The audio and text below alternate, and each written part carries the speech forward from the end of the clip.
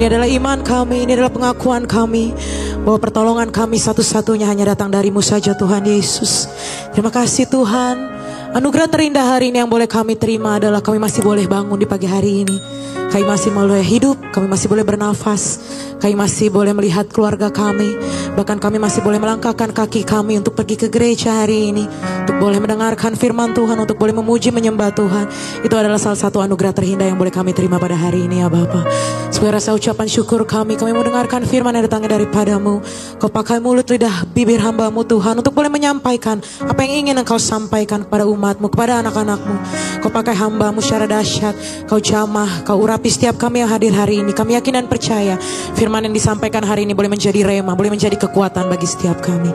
Yang di dalam nama-Mu yang kudus kami berdoa, bersyukur dan terima kasih. Yang percaya bersama-sama katakan amin. Boleh kasih tepuk tangan yang dahsyat.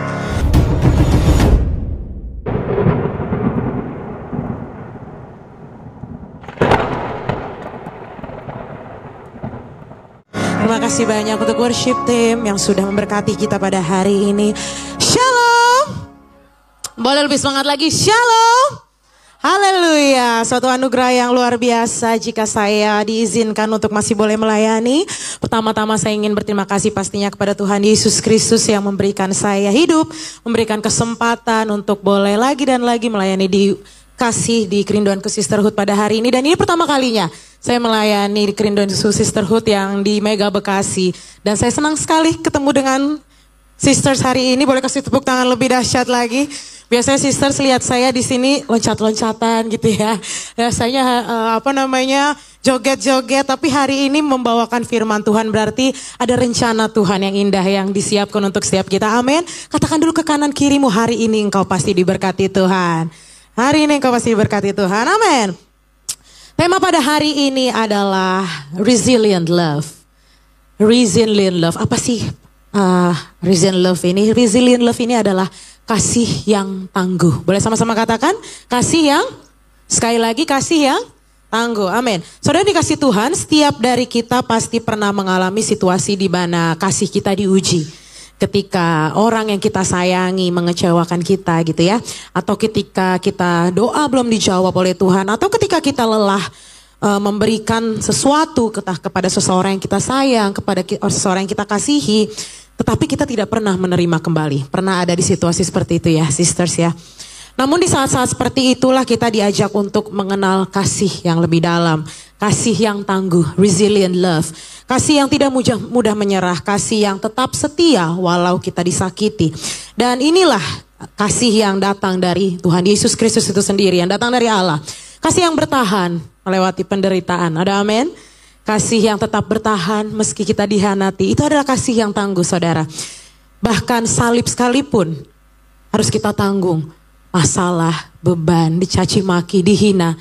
Tetapi pertanyaannya, apakah kita masih tetap bisa mengasihi? Jika jawabannya masih bisa mengasihi, itu adalah resilient love, kasih yang tangguh. Pernahkah saudara melihat bahwa pohon yang tumbuh di tengah badai, meskipun angin kencang menerpa pohon tersebut, tetapi ia tidak tumbang, betul? Melainkan semakin berakar kuat ke dalam tanah. Begitu pula dengan kasih yang tangguh, sisters. Bukan kasih yang rapuh oleh keadaan. Meskipun kita disakiti, bukan porsi kita untuk membalasnya. Tetapi pertanyaannya di saat kita disakiti, apakah kita bisa menahan mulut kita untuk tidak menyakiti kembali? Lalu di saat kita ada di dalam keadaan situasi yang sulit, apakah kita masih tetap bisa mengenal kasih Allah? Kasih yang justru bertumbuh di tengah badai itu adalah resilient love. Itu adalah kasih yang tangguh. Hari ini kita akan belajar bahwa kasih sejati tidak diukur dari seberapa mudahnya kita mencintai saat semuanya baik-baik saja. Betul? Di saat kita mencintai semuanya baik-baik saja gampang saudara. Tetapi yang sulit adalah ketika seseorang menyakiti kita. Ketika keadaan gak baik-baik saja. Ketika kita ada di dalam sakit penyakit. Ketika kita sedang dihina. Apakah kita masih bisa memberikan kasih itu? Apakah kita masih bisa berdiri di dalam kasih itu? That's resilient love saudara. Tetapi seberapa kuat kasih itu bertahan saat semuanya terasa sulit? Kasih seringkali diuji. Kasih sejati diuji bukan dalam kenyamanan, tetapi dalam ketekunan dan kesetiaan. Sekali lagi saudara, kasih sejati diuji bukan karena kenyamanan, tetapi dalam ketekunan dan kesetiaan. Setia terus di dalam kasih. Setia terus di dalam kasih. Sampai akhirnya kita terbiasa hidup di dalam kasih. Sampai akhirnya kita lupa untuk balas dendam. Sampai akhirnya kita gak mengenal lagi apa itu ya. Kalau orang membenci gue, orang kata-katain gue, kok gue malah biarin aja deh, lupain aja deh. Karena kasih Tuhan lebih dahsyat, amin. Kasih tahu ke kanan kirimu, kasih Tuhan lebih dahsyat dibandingkan apapun. Amin. Kasih yang sejati itu adalah kasih yang tangguh, resilient love. Kasih yang tidak menyerah. Kasih yang tidak berubah, tetapi tetap berdiri teguh walau badai datang.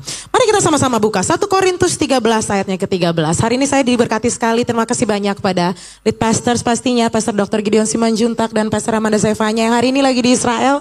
Doakan gembala-gembala kita ya saudara, biar menjadi berkat yang luar biasa. Kasih tepuk tangan dulu yang luar biasa.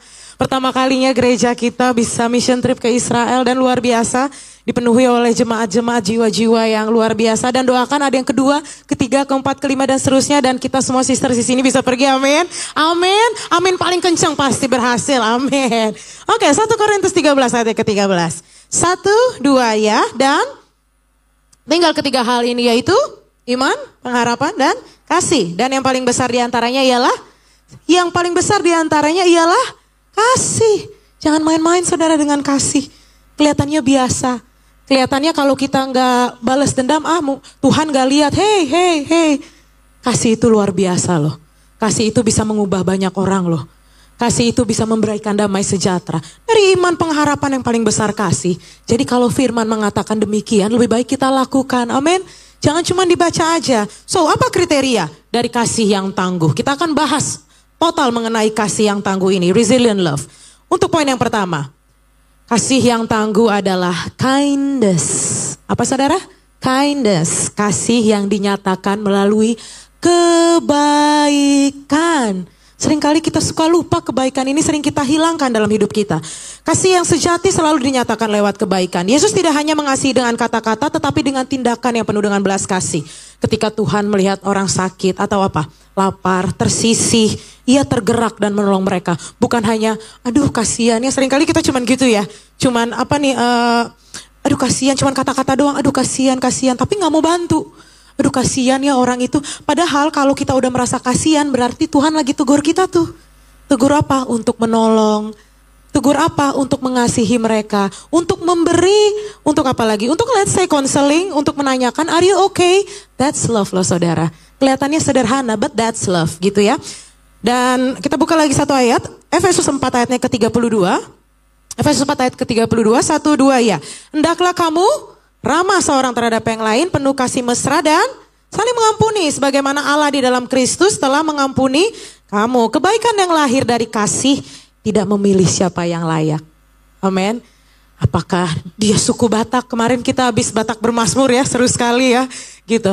Nah apakah Batak aja? Apakah kita harus mengasihi yang sesama suku atau kita hanya mengasihi orang yang baik sama kita? No, kebaikan yang lahir dari kasih tidak memilih siapa yang layak. Ia mengasihi, Tuhan Yesus mengasihi bahkan mereka yang tidak mengasihi Tuhan. Bahkan orang-orang yang gak mengasihi kita, kita juga harus kasihi. That's resilient love. Saudara mungkin hari ini lagi ada di titik itu ya saudara. Kita udah baik nih sama nih orang, kok dia gak baik sih sama gue? Gue udah baik nih sama nih orang, kok dia ngomongin gue di belakang ya?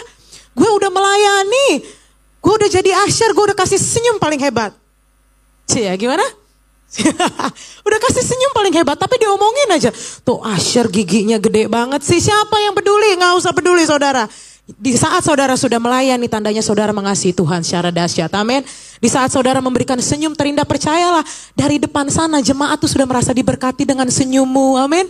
Jadi jangan pernah meremehkan pelayananmu. Gue cuman Asher. Hey. Dari senyum Asher, jemaat bisa hadir. Bisa lupa tuh sama masalah. Betul? Saya sering banget, apalagi di kerinduanku. Best Ashernya, kasih tepuk tangan dulu dong. Luar biasa, senyumnya, disapa saat ke toilet, kalau ketemu dan sebagainya pasti disapa. That's love. Kelihatannya sederhana ya. Dan di saat mereka memberikan senyuman, mereka lagi menunjukkan kasih itu. Dan orang tuh bisa lupa, kayaknya gue tadi di rumah lagi ada masalah, tapi pas gue lihat senyum Asher ini, hati gue jadi damai, hati aku jadi Tuhan pasti tolong saya. Jadi ada iman gitu. Itulah kasih. Tuhan mau kita seperti itu saudara. Jangan karena kita benci sama orang ini, nih orang jelek, nih orang gak sekasta sama gue, jadi gue gak mau kasih kebaikan, gak mau mengasihi mereka. No, no, no. Itu bukan anak Tuhan. Amin. Ingat, kebaikan yang lahir dari kasih tidak memilih siapa yang layak. Siapapun harus kita kasihi. Kita mau sama-sama belajar dari Yesus mengenai kasih yang tangguh yang ia nyatakan melalui kebaikan. Lukas 23 ayat 33 sampai ke 34.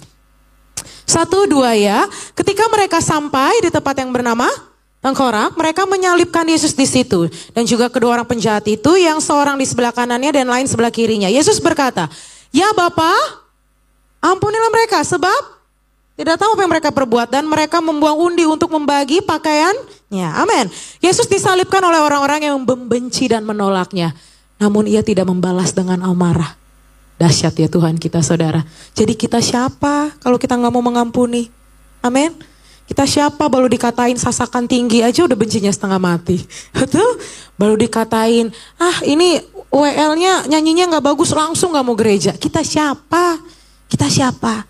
Tuhan Yesus yang disalibkan, Tuhan bisa bicara seperti itu. Ampunilah mereka sebab mereka tidak tahu apa yang mereka perbuat. Sekarang kita mau belajar kebaikan kasih ini dari Tuhan. Ada amin saudara. Inilah kasih yang tangguh yang penuh dengan kebaikan. Kasih yang tetap memilih mengampuni walau disakiti. Kasih yang tangguh sekali lagi adalah kasih yang tetap memilih mengampuni walau disakiti.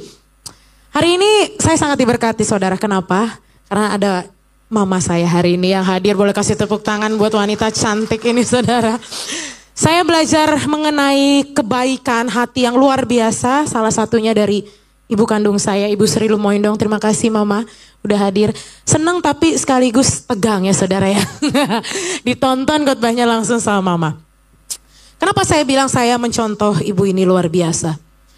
Mama saya ini orangnya cepat kasihan saudara sama orang. Dan itu kasih loh. Jangan salah, itu kasih loh. Mama saya udah membawa banyak sekali orang ke dokter saudara. Apakah mama saya yang sakit? Enggak. Tapi gampang aja kasihan gitu. Ada salah satu dokter yang mungkin bisa saya katakan susah sekali ditemui kalau di Indonesia ini. Dan puji Tuhan berteman baik dengan mama saya. Ada suatu ketika mama saya lagi menemani saudara saya untuk pergi ke dokter tersebut. Lagi di ruang tunggu, lalu di sebelahnya ada seseorang yang berbeda agama dari kita. Gitu ya. Lalu dia berbicara, mengeluh. Aduh gue harus temuin dokter ini tapi gak bisa, gak dapet janji. Tetapi penyakit gue semakin parah, penyakit saya semakin parah. Dan dokter sudah memvonis bla bla bla bla bla bla. Dan itu hanya obrolan dengan keluarganya. Di sebelahnya ada mama saya. Kalau kita cuek-cuek aja bisa kan? Bisa kan? Gak usah dengerin, udahlah apa. Tapi ibu ini fokus, bukan kepo ya saudara ya. Bedain loh. Dengerin, terus dia tergerak. Sekarang pertanyaannya, kalau kita cuman berhenti sampai tergerak, itu bukan pelaku firman. Betul? Cuman dari perkataan, kita tidak seperti Kristus. Mama saya mendengarkan, mama saya langsung tanya. Shalom, bukan shalom kan beda agama ya. Halo ibu, gitu. Ibu lagi sakit apa, kenapa? Diajak ngobrol. Sampai akhirnya, mama saya menawarkan, ibu mau ketemu dokter bla bla bla ya. Padahal susah sekali untuk menemui dokter ini. Jadi kalau misalnya apply di tahun ini gini ya saudara. Mungkin baru bisa dapat janji temunya itu di 2027. Gitu. Sampai kata ibunya, saya udah keburu mati gitu ya. Puji Tuhan ada mama saya. Dan dia mendengarkan, ditawarkanlah. Ayo ibu sekalian masuk sama saya. Segampang itu. Padahal lagi antar saudaranya nih. Mama saya lagi antar saudaranya. Ayo ibu saya bantu dari A sampai Z. Dan mama saya bantu sampai detik ini ibu itu sembuh saudara. Haleluya. Amin. Beda agama dari kita. Beda agama. Tapi mama saya memperlihatkan kebaikan hatinya. Bahkan saudara tahu apa? Mama saya suka share apa? Khotbah bapak saya lah. Di-share, didengerin. Sampai datang ke gereja. Hebat gak Tuhan? Kita kasih tepuk tangan yang dahsyat. That's resilient love. Itu kasih yang tangguh. Kita gak perlu pandang, ini siapa, berbeda agama. Tetapi kalau kita sudah tergerak, Tuhan kasih tahu, memberilah. Tuhan kasih tahu, kasihanilah. Tuhan kasih tahu, mengampunilah. Lakukan saja saudara. Bagian kita adalah lakukan saja. Jangan terlalu banyak kasih pertanyaan ke Tuhan. Amin. Karena Tuhan saat memberkati kita juga gak pernah kasih pertanyaan. Padahal bisa aja, lu rajin ibadah gak? Lu hari Minggu kemarin ibadah gak? Lu pas nyanyi kemarin Pas lagi hari Minggu lu nyanyi bener-bener gak pernah gak Tuhan nanya-nanya gitu? Gak pernah, gak pernah. Jadi hari ini kalau Tuhan katakan kasihilah dengan kebaikan hatimu, lakukan saja. Ada amin saudara? Kita lanjut poin yang kedua. Kasih yang tangguh itu yang seperti apa sih? Yang kedua adalah acceptance. Kasih yang menerima tanpa syarat. Amin. Kasih yang menerima tanpa syarat. Kasih yang sejati menerima tanpa menghakimi. Yesus menerima setiap orang apa adanya, termasuk perempuan berdosa, orang sakit kusta, betul? Dan pemungut cukai. Ia melihat bukan siapa mereka di masa lalu, tetapi siapa mereka di dalam kasihnya. Kita sama-sama buka Roma 15 ayat yang ke-7. 1, 2 ya. Sebab terimalah satu akan yang sama seperti telah menerima kita untuk ya. Paulus menulis ayat ini saudara kepada jemaat di Roma yang waktu itu terdiri dari dua kelompok, orang Yahudi dan juga bukan Yahudi atau non-Yahudi.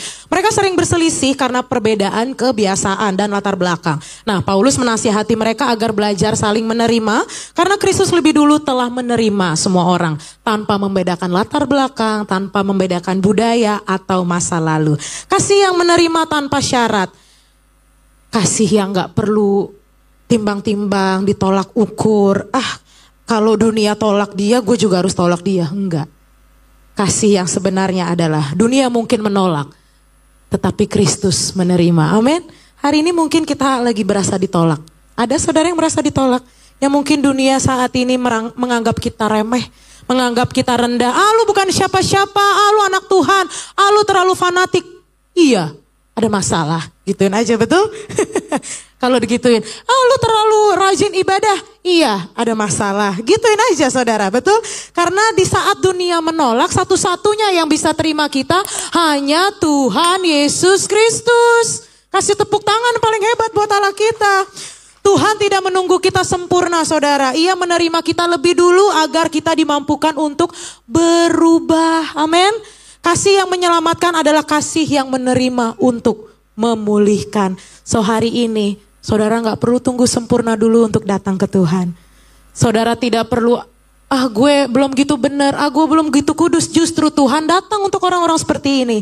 Untuk mengubah kita semua, untuk memulihkan kita semua. Kita buka sama-sama sekali lagi. Yohanes 6 ayatnya ke-37. Yohanes 6 ayat ke-37, 1, 2 ya. Barang siapa? Iya? Yes, barang siapa, tidak ada kecuali dia hanya tidak. Barang siapa datang kepadaku, which means semua orang, universal. Amin. Kasih Tuhan itu universal saudara. Jadi siapa saja yang datang kepadanya tidak akan dibuang. Meskipun hari ini dosamu banyak. Meskipun hari ini engkau telah melakukan kesalahan fatal kepada suamimu, melakukan kesalahan fatal kepada anakmu, tapi di saat engkau datang kepada Tuhan, engkau dipulihkan secara luar biasa. Seperti contoh Yesus menerima Lewi atau Matius pemungut cukai. Kita belajar dari cara Yesus mau menerima Lewi. Matius 9 ayat 9, 10 dan 13. Matius 9 ayat 9 dulu. 1, 2 ya. Setelah dari situ ia melihat bernama duduk di, lalu ia berkata kepadanya apa saudara? Maka Matius selalu mengikuti dia. Kemudian ketika Yesus makan di rumah Matius, datanglah banyak pemungut cukai dan orang berdosa dan makan bersama-sama dengan dia dan murid-muridnya. Ayat ke-13. 1, 2 ya. Amin. Ya. Ya. Amin. Amin. Dari ayat ini kita mendapat pelajaran bahwa kasih Yesus tidak terbatas. Yesus menunjukkan bahwa kasih dan keselamatannya tidak hanya untuk orang baik. Pemungut cukai loh saudara, dibenci, dihina, kotor, betul? Tapi juga mereka yang dianggap hina dan berdosa Tuhan kasihi. Dengan duduk makan bersama, Yesus menunjukkan bahwa setiap orang layak diterima dan dikasihi bukan karena perbuatannya, tetapi karena kasih karunia Allah. Yesus tidak menjauh. Yesus tidak menjauh dari orang-orang yang dianggap hina oleh dunia. Kasihnya menjangkau setiap manusia. Amin saudara. Dunia sering menjauh dari orang-orang yang dianggap tidak layak seperti yang saya katakan tadi. Tetapi Yesus mendekati mereka dengan kasih. Saat orang lain menganggap Lewi berdosa karena pekerjaan Yesus malah berkata kepadanya, follow me. Amin. Follow me. Perkaranya sekarang kita yang seringkali gak mau ikut Tuhan. Betul? Kita yang seringkali gak peka Tuhan udah panggil. Kita yang seringkali gak mau berlutut di bawah kaki Tuhan untuk berdoa. Kita yang sering kali males-malesan ibadah. Padahal Tuhan tidak pernah membeda-bedakan kasih-Nya. Jadi sekarang kalau kita merasa, kok Tuhan saya kok gak diberkati-berkati, kok saya gak ditolong-tolong. Mungkin karena kita belum ikut Tuhan. Amin. Kasih yang tangguh adalah kasih yang mau menerima tanpa syarat seperti yang Tuhan lakukan. Kita sudah diterima, sekarang tugas kita adalah kita mau kerjasama gak? Kita mau kerjasama gak sama Tuhan untuk ikut Tuhan? Pertemuan dengan Yesus tidak berhenti pada penerimaan, tetapi membawa perubahan. Matius yang dulu pemungut cukai, bahkan berubah menjadi pengikut Yesus dan penulis Injil. Amin. Sekarang kita tahu kita berdosa, sekarang kita tahu kita salah. Ikut Tuhan. Setelah ikut Tuhan, apakah tetap berdosa? Tidak. Dipulihkan, mau berubah, ada kerjasama. Yang dulunya berdosa, sekarang aku mau belajar lebih taat lagi, hidup benar lagi. Tuhan bilang A, gue akan lakuin A. Jangan coba-coba A, kita ngelakuinnya Z. That's why kenapa kalau misalnya kita saat Tuhan ngomong A, kita lakuinnya Z, akhirnya hidup kita gini. Tapi jangan salahin Tuhan. Seringkali kita salahin Tuhan. Where is your love, God? Where is your love? Where is your love? Kasih Tuhan tetap di situ, saudara. Seringkali kita yang menjauh dari kasih Tuhan. Amin. Kasih Tuhan tetap tangguh ada di situ. Resilient love tetap ada di situ. Tetapi seringkali kita yang gak tangguh. Kita yang gak mau dengar-dengaran. Amin. Bahkan dengar-dengaran lebih baik dibandingkan berkorban. Dengar dulu, ikuti dulu. Karena nanti berkatnya juga kita yang rasakan. Amin. Saya punya kesaksian mengenai hal ini. Saya punya sahabat. Dia sahabat saya sejak kuliah. Ini mengenai kasih yang tanpa syarat ya saudara. Saya mengenal dia dari kuliah dan bersahabat, berteman. Awalnya saya lihat dia agak serem saudara. Kenapa? Karena dia kalau ke kuliah tuh bajunya hitam. Sampai lipstiknya hitam. Saya kan anak pendeta ya saudara ya. Kayaknya kalau berteman sama gini dulu mikir-mikir banget saudara gitu. Sampai akhirnya dia approach saya, dia dekati, dia bilang gue mau deh berteman sama lo bla bla bla bla. Akhirnya kita dekat. Dan dia jujur akan sesuatu. Dia bilang ke saya, Derin lo tau gak? Gue tuh menyembah Lucifer loh. Yesus. Seumur hidup saya belum pernah temenan sama orang yang nyembah Lucifer saudara. Saya mikir nyembah Lucifer tuh gimana caranya gitu ya. Apa aktivitasnya hari-hari. Jadi saya tanya sama dia, nyembah Lucifer tuh gimana ya? Ya lu lihat aja nih, foto di wallpaper gue aja muka-muka iblis. Muka Lucifer. Gue kalau gue doa bukan dalam nama Yesus, dalam nama Lucifer. Ada loh saudara yang kayak gitu. Saya, jujur ya, daging, manusia, anak pendeta, worship leader, lihat begitu harusnya apa? Menjauh, betul gak? Harusnya, geli banget nih, gak mau nanti malah gue lagi yang keikut-ikutan, betul? Tapi Tuhan kirim dia ke saya, gimana? Dunia menolak dia. Sekarang tugas saya, mau gak menerima dia? Mau gak berteman dengan dia? Saya dengerin aja saudara. Saya gak pernah kayak, lu gila lu ngelakuin dosa. Lu bla bla bla bla bla. Enggak. Saya dengerin aja dia curhat dan sebagainya. Kecewa karena orang tuanya yang bercerai. Kecewa karena dihina oleh kedua orang tuanya. Kakak adiknya yang tidak mengasihi dan sebagainya. Akhirnya dia menyembah Lucifer. Dan lambat laun saya mengenal dia. Lama-lama saya suruh dia berdoa. Dia nanya, berdoa dalam nama Lucifer atau iblis atau apa? Dalam nama Yesus saya bilang. Yesus yang saya kenal begini soalnya. Saya kasih tahu setiap hari. Saya kasih ayat-ayat firman. Saya kasih YouTube firman Tuhan. Khotbah dan sebagainya. Awalnya dia ilfil, jijik dan sebagainya. Tapi tugas saya. Di saat dia down, di saat saya sedih. Saya mau ada gak buat dia? Di saat dia hancur, saya mau gak dengerin cerita dia? Itu tugas kita saudara. Amin. Memenangkan jiwa bukan sesama terang. Memenangkan orang bukan sesama yang sama dengan kita. No. Tapi orang-orang seperti ini justru harus dimenangkan. Betul? Jadi saya kasih firman. Dia telepon sampai 5 jam, 6 jam, 7 jam. Terus dia bilang, Der gue baru bangun. Terus tahu-tahu gue buka mata. Ada pocong di depan gue. Terus lo ngomong apa? Gue bilang, aduh Cong. Panggilnya Cong coba. Cong, lu ngapain ganggu gue sih? Kan gue sahabat lu. Ada gak saudara orang ngomong gitu? Setan dianggap sahabat. Saya dengerin aja ke orang gila saudara. Saya dengerin. Lalu lama-lama saya ajak dia ke gereja. Lama-lama saya kenalkan dia ke orang tua saya. Orang tua saya gak tahu saudara dia nyembah Lucifer. Gak tahu. Saya kenalin. Dan dia mengenal arti kasih yang sebenarnya. Gila ya. Ternyata gue dikasihi di keluarga ini. Gila ya, di saat gue cerita, di saat gue jatuh, di saat gue terpuruk, ternyata masih ada orang yang mendengarkan kita. Ternyata masih ada kasih yang bisa gue kenal. Ternyata masih ada orang yang peduli dengan gue. That's resilient love.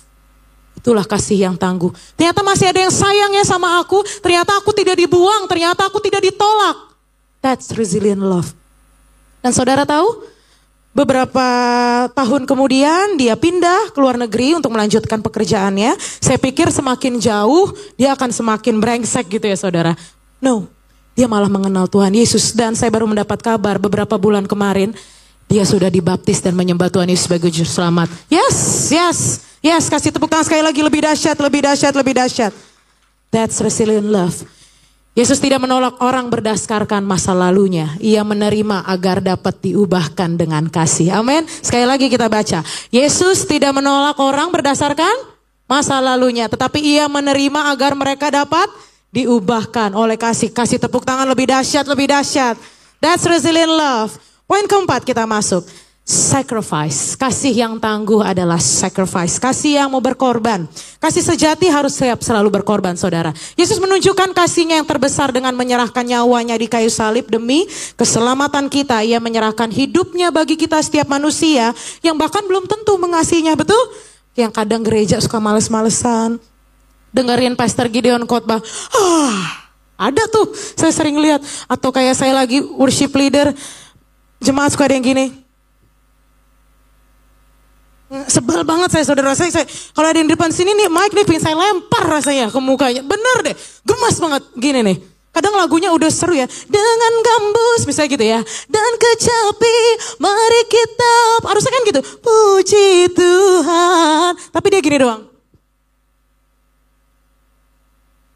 Ini layak dikasihi gak? Jujur layak dikasihi gak? Enggak bener deh. Kalau bisa saya isep darahnya, saya isep tuh sampai habis. Bener deh. Sebel banget saudara lihatnya. Betul? Terus yang gini nih. Ada lagi yang gini. Hitung lampu coba. Apa lagi aktivitasnya? Betul? Ada aja terus gini. Gak tahu, bingung gitu ngapain sih ke gereja, bener gak? Saya kalau jadi Tuhan, saya cocokin nih waktunya. Terus ada yang gini juga nih. Cocokin waktu. Kalau saya jadi Tuhan, saya cocokin juga deh waktunya. Cut. 5 menit lagi ambil deh hidupnya, betul? Gemas gue liatnya, benar saudara, gemas banget, gemas. Gitu. Tapi gimana dong? Kata Tuhan, kasih yang tangguh itu juga harus berkorban demi orang-orang seperti itu. Betul? Kasih yang tangguh, kasih yang luar biasa harus mampu nih menghadapi orang-orang seperti itu. Sama-sama yuk kita buka, Yohanes 15 ayat ke-13. Yohanes 15 ayat ke-13. 1, 2 ya, tidak ada kasih yang lebih besar daripada kasih seorang yang memberikan nyawanya untuk sahabat-sahabatnya. Ada gak dibilang sahabatnya yang suci? Sahabatnya yang baik? Sahabatnya yang tidak pernah ngitung lampu? Sahabatnya yang gak pernah suruh kasihi? Dalam kasih selalu ada harga yang harus dibayar. Termasuk menghadapi orang-orang seperti ini. Ada waktu, ada emosi ngadepinnya, betul? Waktu, tenaga, kenyamanan, bahkan perasaan. Tapi setiap pengorbanan dilakukan karena kasih tidak akan pernah sia-sia. Amin. Kasih yang rela berkorban adalah kasih yang menyelamatkan. Saya kasih contoh lagi. Papa saya ini orangnya royal sekali saudara. Tahu ya papa saya saudara ya, izin. Pastor John Lumoino, saya diberkati sekali, saya punya orang tua yang luar biasa seperti Pastor Johan dan juga Ibu Sri. Saya diajarkan kasih yang berkorban ini melalui ayah saya. Dulu keluarga kami sangat super duper melarat saudara. Sangat melarat sehingga kami banyak dihina banyak orang gitu. Tetapi puji Tuhan, Tuhan memakai ayah saya semakin luar biasa. Dan akhirnya kami diberkati gitu ya. Dulu kami ini kontraktor. Tahu kontraktor saudara? Kontrak rumah terus. kontrak rumah terus sama mama saya. Tapi mama saya juga setia luar biasa. Dan dari ngekos ya ngekos, ngontrak gitu. Dan puji Tuhan akhirnya diberkati sebuah rumah.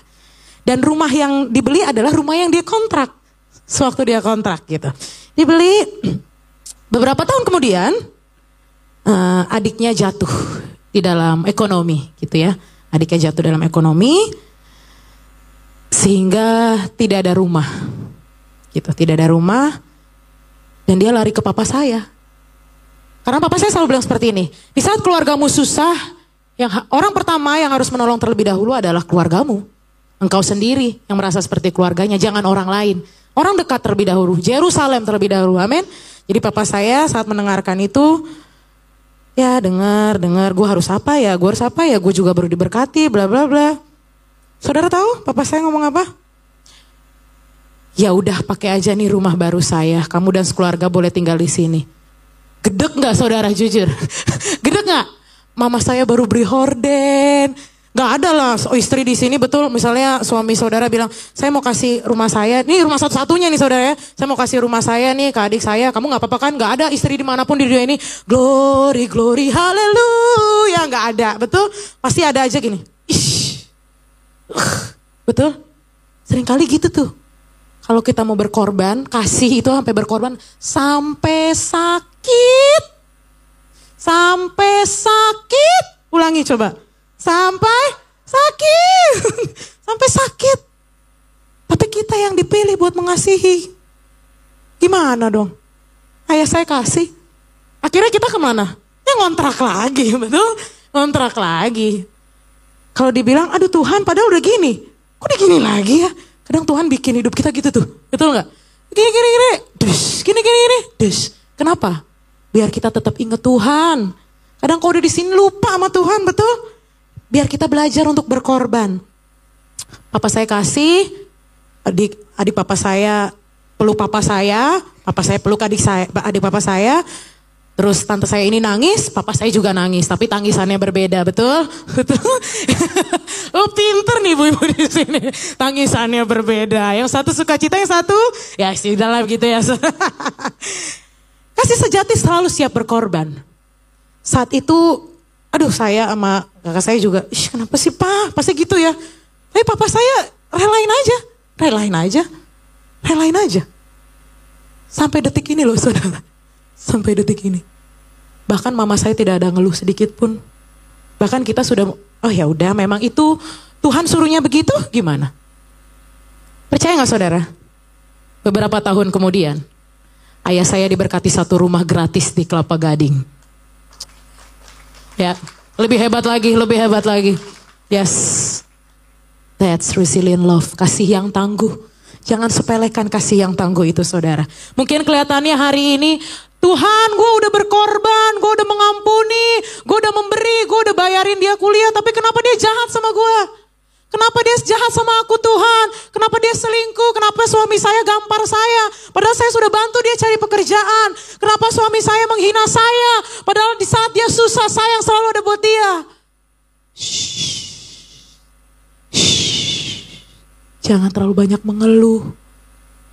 Itu proses yang Tuhan berikan untuk engkau dipakai lebih dahsyat lagi. Itu proses yang Tuhan berikan kepada engkau untuk engkau diberkati to the next level.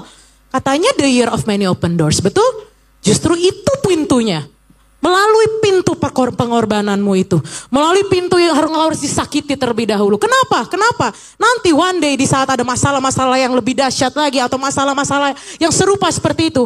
Engkau sudah memiliki kasih yang tangguh. Amin.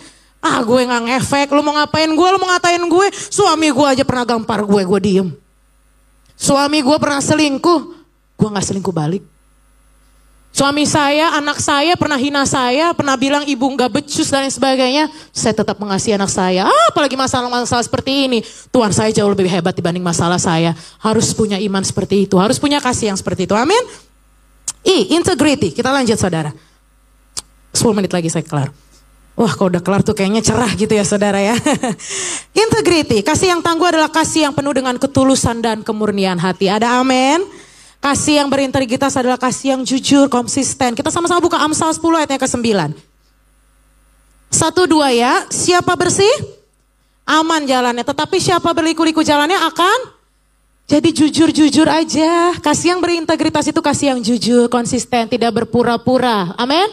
Gak usah pura-pura kayak, gue mau dekat sama sosialita ini, jadi gue mau pura-pura mengasihi dia, biar gue bisa bergaul sama sosialita ini. No need, gak perlu seperti itu, gak perlu. Kasih itu tulus, jujur, konsisten, dilakukan terus. Itulah integritas saudara. Kita belajar dari Daniel 6 ayat ke-4 sampai ke-5. Ayo secara cepat, 1, 2 ya.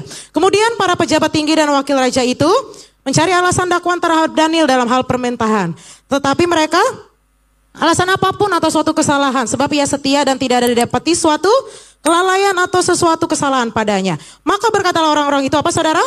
Kita tidak akan mendapat suatu alasan dakwaan terhadap Daniel ini, kecuali dalam hal ibadahnya. Mungkin engkau hari ini disalah-salahkan seperti Daniel. tetapi tetap berdiri di dalam kasih yang berintegritas. Amin. Tetap jujur, tetap konsisten, tetap beribadah kepada Allahmu, menyatakan kebenaran. Tetap berdiri di dalam kebenaran, tetap lakukan kebenaran. Pegang kata-kata ini saudara. Kebenaran bisa saja disalahkan, tetapi kebenaran tidak bisa dikalahkan. Bisa kan kita udah bener nih disalah-salahin. Gue udah bener. Enggak, lu salah, disalah-salahin, dituduh, difitnah, dituding. Kebenaran seringkali seperti itu. Firman Tuhan sudah benar, ada aja kok yang palsu, betul? Tuhan Yesus banyak yang palsuin, pura-pura menjadi nabi dan lain sebagainya, titisan dan lain sebagainya. Tapi apa Tuhan pernah kalah? No, sama dengan kebenaran. Kebenaran tidak pernah bisa dikalahkan. So hari ini saudara, milikilah kasih yang berintegritas, konsisten, tetap jujur. Seperti Daniel, meskipun disalah-salahkan, hajar terus, gas terus buat Tuhan. Melayani Tuhan tetap terus, amin. Beribadah tetap terus. Karena kita diberkati bukan karena omongan orang, kita diberkati karena omongan Tuhan Yesus. Kasih tepuk tangan yang dahsyat. Amin, amin. Yang terakhir saudara, kasih yang tangguh itu seperti apa sih? Hope. Apa?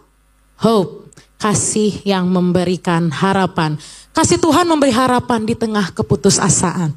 Hari ini mungkin saudara putus asa, hari ini saudara ada di dalam kekelaman. Tetap berharap kepada Tuhan, tetap kenal kasih-Nya. Tidak ada situasi yang terlalu gelap bagi terang kasih-Nya. Amin. Tidak ada situasi yang terlalu gelap bagi terang kasih-Nya. Kita ambil contoh yang luar biasa yaitu dari Hana. Saya bacakan saja 1 Samuel ayat 1 ayat 10. 1 Samuel 1 ayat 10 sampai 11 dan 20. Dan dengan hati pedih ia berdoa kepada Tuhan sambil menangis terseduh-seduh. Kemudian bernazarlah ia, katanya, Tuhan semesta alam, jika sungguh-sungguh engkau memperhatikan sengsara hambamu ini dan mengingat kepadaku dan tidak melupakan hambamu ini, tetapi memberikan kepada hambamu ini seorang anak laki-laki, maka aku akan memberikan dia kepada Tuhan untuk seumur hidupnya. Dan pisau cukur tidak akan menyentuh kepalanya. Ayat ke-20.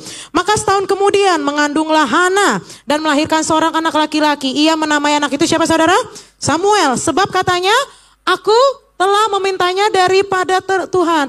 Minta terus, berharap terus, jangan peduli orang ngomongin saudara apa. Kasih yang tangguh, resilient love adalah kasih yang penuh dengan harapan. Amin. Berharap terus. Ku pandang wajah-Mu dan berseru. Terus, pertolonganku datang dari Tuhan. Pertolongan kita, jangan pernah takut. Jangan pernah takut karena situasi, jangan pernah takut karena omongan orang. Jangan pernah takut karena keadaan. Di saat engkau berharap, maka ada jawaban yang luar biasa yang datangnya dari Tuhan Yesus. Kasih tepuk tangan yang luar biasa. Amin. Hana tetap berharap kepada Tuhan di tengah penantian panjang dan ejekan orang. Seringkali gitu ya, di saat kita lagi mimpi, di saat kita lagi berharap, di saat kita lagi mau menuju goals kita, ada aja ejekan-ejekan orang yang mau menghancurkan mimpi kita. Ada quote seperti ini saudara, jangan pernah kasih tahu mimpimu kepada orang lain karena itu adalah mimpimu. Betul? Jangan pernah kasih tahu mimpimu ke orang lain karena itu adalah mimpimu. Tuhan pilihnya engkau. Orang ngejek engkau iya, karena mimpi kau iya, karena bukan mimpinya mereka. Karena bukan mimpi mereka. Tuhan kasih mimpi itu ke engkau. Tuhan kasih mimpi itu ke kita. Tuhan kasih pelayanan ini ke kita. Tuhan kasih ibadah, kehidupan ini ke kita. Tugas kita adalah terus tetap berharap. Amin. Dulu saya juga selalu dihina saudara. Saya selalu dibilang seperti ini. Gak layak lah lu menjadi seorang worship leader. Lu gak akan bisa berdiri di atas mimbar. Karena dulu saya sulit melarat dan sebagainya. Diejek kanan kiri depan belakang. Dari teman kuliah, teman sekolah. Mulai dari bahkan teman gereja sekalipun. Dengan cara-cara yang ajaib mereka melakukan hinaan-hinaan itu. Tetapi tugas kita apa? Seperti ada yang di foto ini. Berlutut, berharap, meminta. Agar Tuhan memberikan kasih-Nya kepada kita. Agar kita tetap bisa mengasihi mereka dengan tangguh. Gak usah dibales saudara, capek, betul? Capek. Kalau orang ngomongin kita, berarti mereka di belakang. Kalau di depan kan gak mungkin gini. Capek ya saudara ya. Berarti mereka di belakang, cuekin aja, cuekin. Karena Tuhan dengan dahsyat akan memberkati engkau dan akan membungkam mulut-mulut itu. Yang percaya boleh katakan amin, yang dahsyat luar biasa.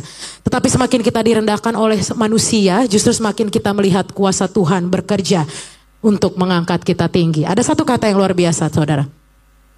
Harapan sejati bukan karena situasi baik. Tetapi karena kita percaya Tuhan setia menepati janjinya. Amin. Kasih tahu ke kanan kirimu, tetap berharap kepada Tuhan. Tetap berharap. Sekali lagi boleh kita baca, bawa pulang kata-kata ini dengan luar biasa. 1, 2 ya. Harapan sejati bukan karena situasi baik, tetapi karena kita percaya Tuhan setia menepati janjinya. Justru di saat keadaan tidak baik-baik saya mengundang pemain keyboard boleh. Nanda boleh maju. Justru di saat situasi kita tidak baik-baik saja, seperti tidak ada harapan, justru di situ harapan kita muncul. Betul? Semakin orang bilang gak mungkin, gak mungkin, gak mungkin, Tuhan akan bilang mungkin, mungkin, mungkin. Semakin manusia mengejek, merendahkan, kasih tepuk tangan dahsyat. Semakin manusia merendahkan, justru melalui hal itu Tuhan akan meninggikan kita. Semakin manusia bilang kita jelek, buruk, apalagi, you name it, bodoh, bego, tolol dan sebagainya. Justru hal itu yang akan Tuhan buat ubah menjadi engkau luar biasa. Menjadi engkau dipakai luar biasa. Engkau akan diangkat tinggi. Harapanmu akan dijawab Tuhan. Tahun ini juga yang percaya kasih tepuk tangan yang dahsyat. Yes, yes. Kesimpulan dari daripada firman hari ini. Resilient love. Kasih yang tangguh. Poin pertama tadi. Kasih yang tangguh adalah kindness. Kasih yang dinyatakan melalui kebaikan. Kindness diawali dari apa saudara? K. Diingat ya, K. Yang kedua, acceptance. Yaitu kasih yang menerima tanpa syarat. Diawali dengan A. Baik. Yang ketiga, kasih yang tangguh adalah kasih yang mau berkorban. Apa? Sacrifice. Diawali dengan S. Lalu kasih yang tangguh adalah kasih yang penuh dengan ketulusan dan kemurnian hati. Integrity. Diawali dengan I. Yang terakhir, kasih yang tangguh adalah kasih yang memberikan pengharapan atau hope. Diawali dengan, kalau disatukan menjadi kasih. Kasih tepuk tangan yang luar biasa buat Yesus kita. Boleh kita sama-sama kita bangkit berdiri saudara. Ingat saudara, boleh sama-sama kita bangkit berdiri.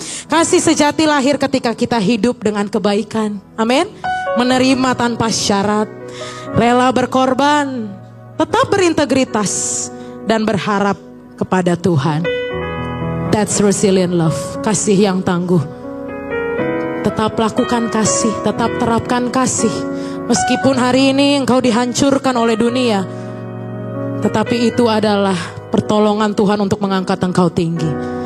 Mungkin hari ini situasimu gak baik-baik aja. Mungkin hari ini situasimu hancur. Situasimu hari ini Tuhan seperti tidak menjawab doaku. Tapi dari hal itu kita diproses untuk mengenal Tuhan lebih dahsyat lagi. Terima kasih Tuhan, terima kasih.